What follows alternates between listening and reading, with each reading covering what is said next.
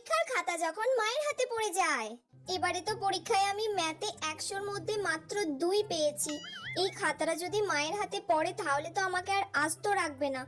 কি যে করব, এখন আপাতত এখানে লুকিয়ে রেখে দিই বিছানার তলায়, পরে কিছু একটা বলে আমি ম্যানেজ করে নেব। লুকিয়ে রেখে দিই এখানে। A few moments later. কি গরম!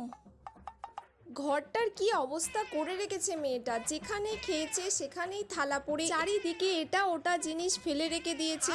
কোনো সময় তো ঘরটা পরিষ্কার করে না, সব আমাকে করতে হবে। আগে বিছানাটা গোছাই, তারপর অন্য কিছু। এটা আবার কি এখানে? এই মরেছে। যা, মায়ের হাতে পড়ে গেল পরীক্ষার খাতাটা। অঙ্কতে 100-র মধ্যে মাত্র 2 পেয়েছে। আজকে তো আমি শেষ।